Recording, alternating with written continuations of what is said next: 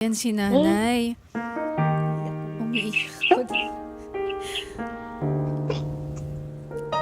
Hello po, ma'am. Good afternoon po. Good afternoon po, nanay. Naiiyak na kami ni Shari sa inyo, no?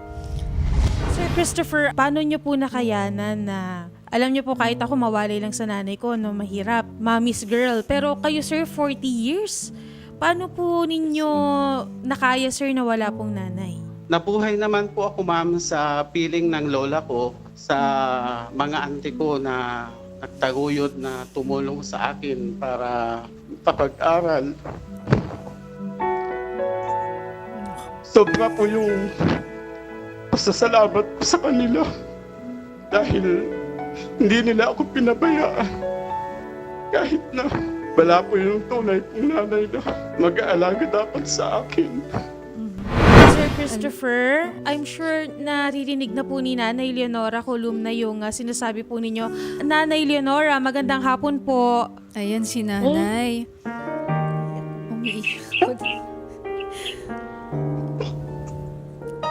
Hello po, ma'am. Good afternoon po. Good afternoon po, nanay. Naiiyak na kami ni Shari sa inyo, no? Ang swerte niyo po, Nanay Leonora, talagang 40 years kayong hinanap ng inyong anak. Ano po ba ang masasabi ninyo? Andito na po ngayon ang inyong anak na 40 years niyong hindi nakita.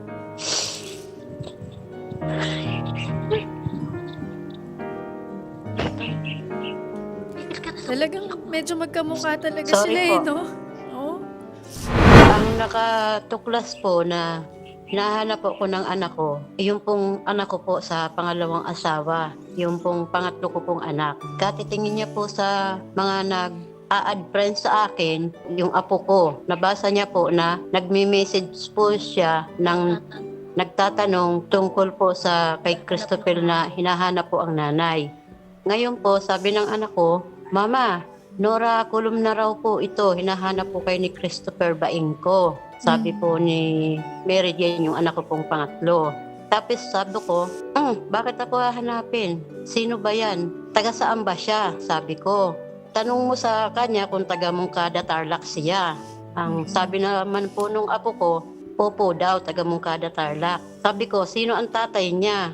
Andong ba ang pangalan? Tanong ko dun sa bata. Sabi niya, Opo, Andong po. Sabi ko, oo nga. Tapos nag-video call na po kami. Ayon, sa emosyonal po, hindi po muna nakapag-usap yung apo ko. Nag-iyakan na po kami dalawa sa cellphone. Sabi ko, ipinasa na sa nanay niya yung cellphone at nag-usap po kami na, oo, ikaw, si Christopher nga, yun nga ang anak ko na matagal ko na rin po siyang gustong puntahan. Kaya lang po, sa hirap ng buhay namin at saka naghiwalay rin po kami ng asawa ko. Ako po ang kumakayod para sa mga anak ko para po makapag-aral din po sila ng maski hanggang 4th year high school lang. Dahil ang napangasawa ko pong pangalawa ay napaka-irresponsible po. Wala siyang pakialam sa pamilya kung ang mga anak ay gustong pag-aralin o hindi. Kaya hindi po ako nakakapunta ng Moncada Tarlac, maski gustong-gusto ko pong magpunta. Opo. Kaya nga po tutulungan po namin kayong makapagkita nitong si Christopher. At Maraming salamat po. opo, kahit na nakikita namin ngayon na magkamukha ka talaga kayo, no? Shari, Opo. parang magkamukha talaga Opo. sila.